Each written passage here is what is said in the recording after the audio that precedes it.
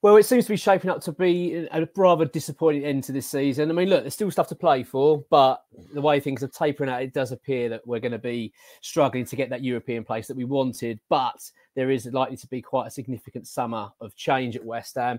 So with that said, I thought it'd be a good opportunity to talk to Hammers Chat, Gio, and have a little bit of a word with him about what he thinks about the end of this season, about David Moyes, about the summer ahead.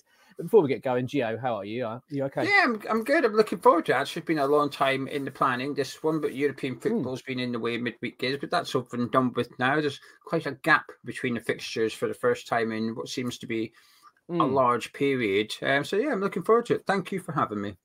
No problem at all. Every cloud, Gio. So we're out of Europe, but we get to do this video. So kind of, you know, it's a good thing that's happened. But, yeah, so look, we're kind of, let's talk about this season before we talk about the summer. Gio, I mean, look, we're still within the mix. We've still got a chance of getting European football, but is it fair to say now we are sort of clutching at straws, believing that we're going to get that sort of elusive 7th place? Do you think that can still happen, or what's your confidence levels like? I mean, mathematically it can happen, but no, I've given up. I gave up after the Fulham game, truth be told. That was the match for me. The Crystal Palace one, obviously, if we'd won, we would have went 6. But I think because the other teams around us had 2 games in hand, it felt a little bit like a false position had we been there. But what it did do is it stopped me celebrating Arsenal thumping Chelsea so much. You know, that game should have been like, wow, this is incredible for West Ham, buzzing. That's one of Chelsea's games. But it's just emotionless watching it, which I think confirms to me that I've given up all hope of European football. But it's also, like you said, you need 7th, whereas a couple of weeks ago it was 8th. But now there's been a spot knocked off due to us, Man City, Arsenal. You know, we're the one we've cost it ourselves. So then, because that sort of spot has disappeared, because I still think we might get 8th in the Premier League, 8th, 9th, 10th. I think it'll be one of those 3 positions. But obviously, it doesn't have European football anymore. So yeah, I've given up with European football, and I'm trying to sort of G myself up by convincing myself it might be a good thing that we don't have European football next season, although I think the Conference League would have been perfect for the new manager. Europa League might have been it would have been a good thing to be involved in, but it's quite a lot of pressure for the new manager. But I think the Conference League would have almost been a happy medium between the two. So I'm trying to look at it from a positive perspective, although it's quite difficult because I've loved the European adventure. Absolutely, yeah. It's hard to imagine us without European football, actually, at the moment. I've become so accustomed to it. And like you say, the Conference League would have been perfect. Just to have that competition we know we could do well in, and as you say, with a possible new manager. You actually used the term for the new manager. So I take it, Gio, you are all but certain then David Moyes is this is his final season as West Ham manager. Yeah, I think I've been, in terms of predicting what's going to happen, I've sort of been 50-50 with it all season up until the last couple of weeks, really. It's only been the last 2 weeks where I feel like the writing's on the wall and it's a bit inevitable. And funny enough, it's the 2-week period. Nobody's actually said anything. All season, Moyes has been speaking about it and been getting snippets from apparently the board have said this and that. And it's always been, we'll decide at the end of the season. But actually, in the last 2 weeks, Moyes has been sort of refusing to address his future. Nothing's coming from the board. And that's when I've decided that it looks like he's leaving. But his whole behaviours and the way he's speaking, I think, has changed drastically.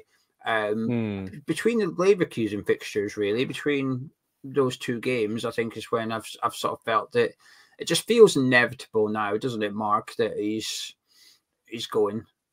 Yeah, he did a press conference. I can't recall what game it was past. It was a few weeks ago, and it was almost like a resignation, the way he kind of talked about the club. He kind of mentioned his family and he would make a decision. I think it's when he was alluding to the fact that the deal was on the table and it's going to be my decision, which I think we've kind of all sort of realised that as it isn't true. I don't think there is a deal on the table for him to sign. I think he was just maybe alluding to the fact that there had been initial talks.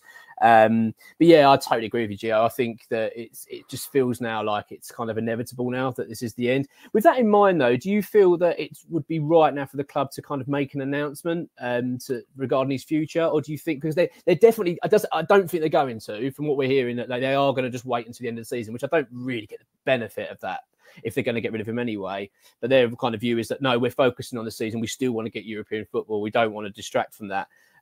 But What's your feelings on it? Do you think it's worthwhile announcing, or yeah, I've done a video about it specifically, but I 100% agree. I think the club are actually trying to be respectful by not announcing anything, almost suggesting that he can still earn a new contract. I think they're almost trying to pay their respects to David Moyes and what he's achieved at the club. But actually, I think it's actually turned out to be disrespectful in a weird way, because the rumours are rumbling on. Moyes is suggesting he doesn't actually know, which possibly is true.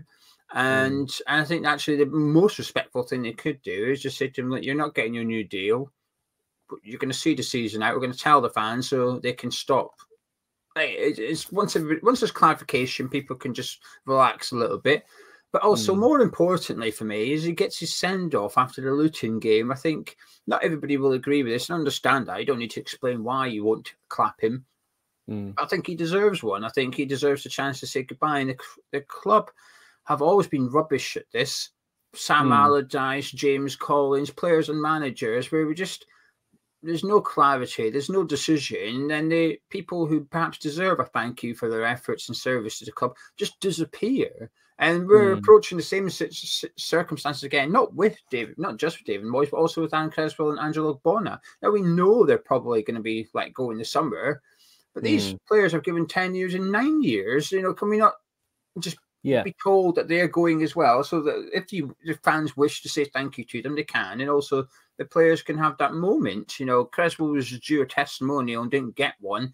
The least we can give him is an acknowledgement for 10 years of service to the football club. So it's just one of them. I just wish the club would just be a little bit more authoritative and communicate better with the fan base, and, you know, clear this one up and say, look, he's going, and, you know, there will be a lap of honours always after the Luton game, and hopefully stick around. And I assume we've still got the Conference League trophy. I'd imagine UEFA need it back soon, because so Villa can lift it. Do you get a replica? I'm guessing you do. Because they've got to put one in the cabinet, haven't they? I'm guessing. That was the real. I don't know, but the real one was in the shop, wasn't it? So I don't know. Maybe they have to pay for the replica, and that probably means it'd probably be that big, though. Nice. That one. Yeah, we're going to. Just take a picture of him, print it off. That'll do. Put it in the music. Oh, we don't have one of those. It doesn't matter. We don't have somewhere to put the trophies, do we?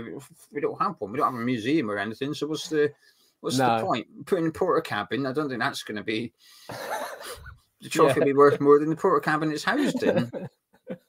Yeah, exactly. Well, you're right though with West Ham. We really do lack that kind of communication and sort of class at times. You know, what annoys me is that it won't cost the club anything as well. It's not as if they're commercially they've got to sit there and think about this and go, well, let's weigh up our options. You know, we're thinking about the summer. It literally makes no impact on our finances whatsoever and how we go forward. So it's just bad management from the club once again. And like you, Gio, I think I would like to see David Moyes given a proper send off. I know there's some fans that just can't stand the guy and are frustrated with his style of football and sometimes how he handles the press and all these things. I know at times he can be a little bit frustrating, but that being said, regardless of that, he's still been a very good manager for West Ham. You know, there's no denying that. And like you say, I would like him to be given the opportunity to say farewell to the fans properly. I really hope the club do something about it, because it'd be sad for him to leave at the end when we don't get to see anything and then he just wanders off quietly. But are you optimistic for being a West Ham fan, though? I mean, if this does happen, which, as you say, it kind of looks like it's inevitable now, how are you feeling going into this summer? Let's just assume that we don't have European football. Forget that now. But regardless of that, are you excited about the future for West Ham, or are you a bit apprehensive? Where are you sitting? Nervous. I don't trust David Sullivan an inch. Listen, Ruben Amorim, yes, please. But also, Julian Lopetegui, no thank you. And it worries me that I think it's harder. Let me rephrase that. I think it's easier to get the next appointment wrong than it is to get it right. I think there's more candidates that are unsuitable or underwhelming than there are that would actually be a really good fit for us and would, I say, take us to the next level. It's almost like results-wise, to some extent, I'm okay with what Moyes achieved, which is competing for European spaces, because ultimately that's what we've done this season. It's that worked, but we've taken it to 4 or 5 games to go and just missed out. I consider that as competing for European spaces. And I think that's what I want of the next manager, whoever it is, if we can get back and challenge for the top 6, 7, 8 in the Premier League. But I want an improvement in the football. That's what I'm looking for. So results-wise, I actually like it to be replicated somewhat. It's just the style and the academy being used and stuff. I just want that improved. And I think to get the next manager, I always say finding somebody to play better football than David Moyes is easy. Finding somebody to replicate David Moyes' results, I think, is tricky. Finding somebody to get better results and to get better football, I think is very, very difficult. I think it's a very difficult thing. And I just don't trust David Sullivan. I just do not trust him at all. So when the Amorim rumours come about, I got excited, but I also thought there's no chance of this happening because of David Sullivan, really. And also because of Amorim's ambition. I think he can go on and manage like an elite club. But to go from him to Lopetegui just feels like you're going from like ideal to it'll do pretty quickly. Yeah.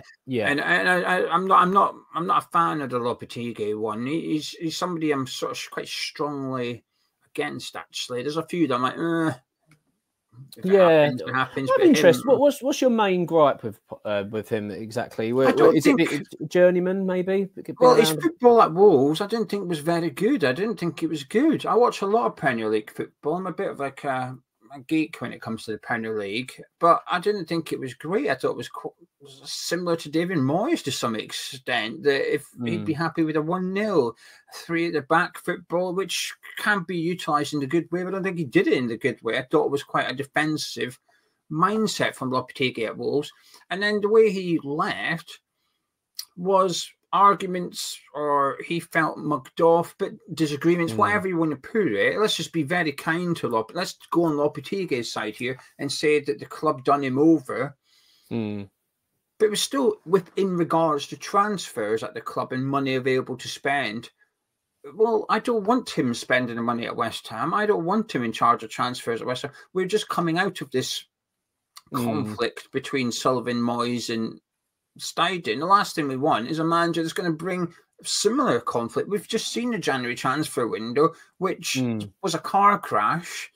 And I think all 3 are to blame. I think all 3 are responsible. But the last thing I want is a similar set of circumstances in this summer where there's a lot of work needed on this squad. A lot of players there's going to be a lot of players leaving and players coming in. The last thing we need is Tim Stediten being stuck any further. He's just got rid of David Moyes, who was a barrier in what he wanted to do at West Ham. Let's not bring in another one. Let's get in a manager that's actually going to be a little bit of a, you don't want to say a Stediten lapdog, but somebody that is going to say, you bring in the players and I will use them. That's the perfect thing. I'm just not sure Lopetegui is the manager to work under those set of circumstances.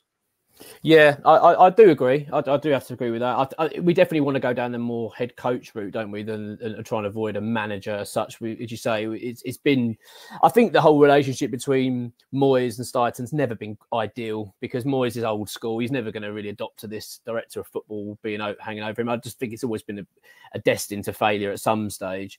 As much as they kind of denied that there was an issue. I'm not saying there was a personal issue. I just think professionally, I just don't think David Moyes feels comfortable with it.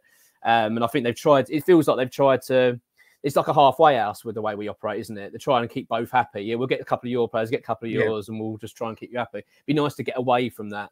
I do wonder, Gio, whether, I mean, January, yeah, right, it was a total car crash, but there's a little part of me that sort of thinks whether the club actually were thinking, well, look, we actually don't really want to be spending much money because we want to leave our budgets in a healthier position for the summer, where we know Moyes is going to go, we're going to get a new manager in, and we're going to give them the funds available.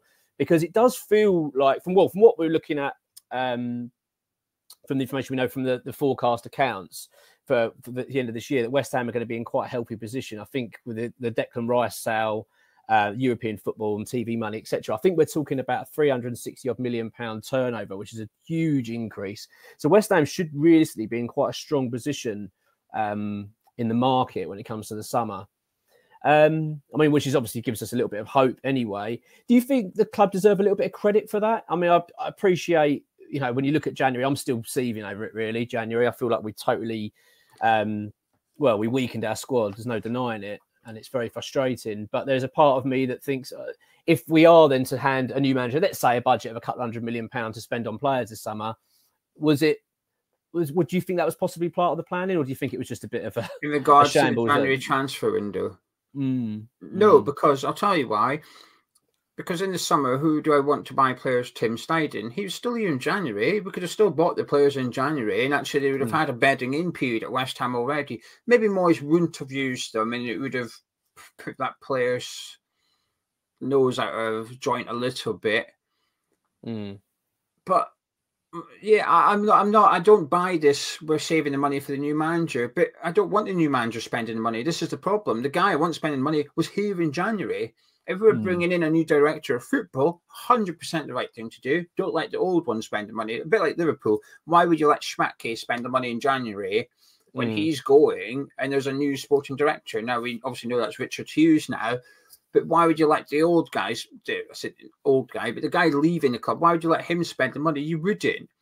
But say Schmatke was remaining at Liverpool beyond Jurgen Klopp's reign and he was going to be overseeing the new manager, why wouldn't he spend money in January? Because he's still going to be here. It's still, the project remains the same. The only thing changing is the manager, and you're just getting someone that's more suitable to fit the infrastructure of the club. So if we are going down this new route of Steiden's bringing in players, he's the one that said 4 or 5 year project as a rebuild, not nobody else. Tim Stediten, that's his words. So you can now pin that on him going forward. But if that is what we're doing and that's what we believe in, then actually January, you could have, even just one guy, you could have started that project. Yeah. Although that Moyes might not be the manager for that player, but also you could also brought in players that you don't have at the club until the summer. Aston Villa signed, I think, 3 players in January. Only one of them, Rodgers, is at the club. The other 2 just stayed at their club on loan. But they basically secured the services so no one else can get him. There was nothing stopping West Ham doing that. Let's say Abraham Osman, we could have signed him and just left him where he is. Said, look, Moyes ain't going to use you, but we want you. So we're going to buy you, but leave you where you are. And then in the summer, you're going to come to us. New manager comes in, your future at West Ham. So actually, no, I'm not going to give them credit for not spending in January, because there's no reason they couldn't have been forward planning beyond this season back in January, just like Aston Villa did back in the same window. No, I think you're right. I think that's a good point. And yeah, it's hard to argue with Gio, really. I think that it was a shambolic window, and it's one that's it's hampered us big time. I mean, at the end of the day, I think we could have achieved more this season had we got that right. I'm not saying we could have been, you know, fighting for top 4 and anything silly like that, but I think we really could have been in a stronger position to get that top seven place. But yeah, it's very frustrating. Just quickly though, before we finish things up here, Gio, I want to talk to you quickly again on the manager front. Going forward, then, anyone you've really got your eye on realistically, who you would like to see? If you might have a couple of options that you think, do you know what, that I'd be happy to see them come and take over at the club. No, there's nobody that I'm really like, that's the man. Last season, when I was hoping we'd have dismissed him during the World Cup, and Postecoglou was like the one I really wanted. Yeah. And there's nobody of that feeling of strength for me. I actually think the talent pool of managers out there that are well known is quite poor, actually. I don't think there's a great deal available that you think, wow, there's lots of options here. But this is where I'm hoping the club are either very ambitious, Ruben Amorim, or very clued up, and they know someone that we don't, as a general football fan, we don't know, we've never heard of. You know, I don't know, a top manager in Belgian football or Austrian football where they think this guy's going to be the next best manager in European football. I hope there's something like that. I just don't want to go down the road of someone like Lopetegui or Steve Cooper or something. I want to stay away from that. The West Ham of old, post Slaven Bilic and post Manuel Pellegrini, that's a type of managerial appointment we would make back then. But we've changed. We're no longer that club anymore. We've had 3, and to be ironically enough, it's sort of David Moyes has got us in the position where we've outgrown David Moyes to some extent. He turned out to be the right manager to employ post Pellegrini. We stayed up and went and had 3 seasons of European football and won a trophy in that time. right appointment. I say it couldn't have, it could have gone a bit better, but not really. It's almost like he's overachieved. Yeah. So, but we're done. That's done. The circumstances that Moyes entered, we were outside the relegation zone. The new guy's coming into a team that finishes 10th and was in the quarterfinals of Europa League. That's not a club. That's not a club in crisis. This is we've got a really solid foundation now. We don't need to appoint a manager to firefight anymore. We're now appointing a manager to improve the style of play, allow Tim Stediten to put a philosophy in place for the club going forward for the first time in my lifetime at West Ham, because the one thing that always baffled me was we'd go from Sam Allardyce football to Slaven Bilic sort of chaos heavy metal football to David Moyes pragmatic football to Manuel Pellegrini with a very slow possession based football back to David Moyes. They've all got completely contrasting styles of football. So every time you change the manager, you've got to rebuild the squad like that. Instantly, you've got to rebuild your squad. There's a reason at the start of the video we mentioned Ogbonna and Creswell Service. They're the only players in Mikel Antonio that have survived those 10 years. Everybody else is, no, we don't want you out, or get our own guys in now. We've got to stop that. And the way to stop that is you hire a manager that has to play a certain way. And if he don't work out, you move him on. The next guy comes in and he plays the same way as the other one does, just better. The principles remain the same and he can work with the squad that's already there. Because at the minute, the squad needs a bit of work. It needs an overhaul. But it has to be done in the direction and getting a head coach that wants to play the way that we want to play. And I just don't see how Lopetegui or Steve Cooper fit that mold. I've been doing a bit of a read up in stuff on Fonseca because I think it's the first time I've ever researched a manager, Mark. When you get links to players, you sort of have a little look and whatever. And I'm warming to him. I'm warming to him. I'm the same. I saw him in a couple of interviews. He had some interesting things to say about how the philosophy of a club, and it is quite interesting, actually. It's warming me up a little bit. He's growing in terms of appeal to me as a manager. But there's a lot of managers I'd be happy with that wouldn't be doing cartwheels about. So Kieran McKenna is a prime example. Good, ambitious, could work, but there's something there which in McKenna's case is just a lack of experience. There's almost like a fault with almost every manager we're being linked to at the minute, which suggests to me the perfect one. I just don't know who that is. But I don't need to know. This is what I'll always say. When people say, oh, you want a new manager, who do you want then? Well, actually, you can want a change of manager without knowing who you want to replace him, because it's not your job. You're a football fan. You're allowed to want better for your football club without knowing the answer to that. You don't need to know the answer. That's why we've got Tim Stediten. That's why people might not like this, but that's why we've got Karen Brady, we've got Martin Noble, we've got Tara Warren, we've got Rob Newman. We've got people well paid in positions at the club to make these decisions, but they should have the knowledge of who the next manager should be. That's why they're there. It's not up to Mark from the West Ham Way. It's not up to me from Hamish Chat. It's not up to Dave from S6 on Facebook. You're allowed to want a change of manager without knowing who should be the next one. And also, if you want a change of manager, you don't have to accept everyone. So Steve Cooper comes along and you wanted Moyes gone, and you don't want Cooper, that's okay. Because I know fine, there's something like this. People say, oh, you want your Moyes changed, so why are you unhappy? Because I didn't want Steve Cooper. It's just it's not binary. You're allowed to... Absolutely. There's a lot of flexibility in there. So, yes, I want a change of manager, but I don't want anybody. I've never been anybody but Moyes. I still am into anybody but Moyes. You know, who I'd rather Moyes, if the options was Rafa Benitez or David Moyes, I'd rather Moyes stayed on. Absolutely. And that's why at the end of last season, I changed my mind about Moyes getting sacked, because the alternative was Rafa Benitez, and I did not want him at the club. The club have to get this right. They have to get it right, because you mentioned the finances earlier. At the minute, we're in a really good position with PSR and FFP, but manager compensation counts towards PSR. Everton got hit again, their second points deduction within that set of accounts, a new set of accounts for the third year. In there was a £7 million payout to Frank Lampard and his team. 7 million off hit their PSR because they had to sack Frank Lampard. You get the manager wrong and you have to sack him, it costs you a lot. And all that good work financially can you might find yourself you either stuck and you can't afford to sack him because you then get a points deduction, or it costs you, and you've then got less money for transfers, etc., because you've had to change the manager. The club have to get this next appointment right, because in football, if you're either going forwards or backwards, Mark, there's no such thing as standing still. Get it wrong, and we become a bottom half Premier League team, but get it right, and we could be qualifying for European football next season.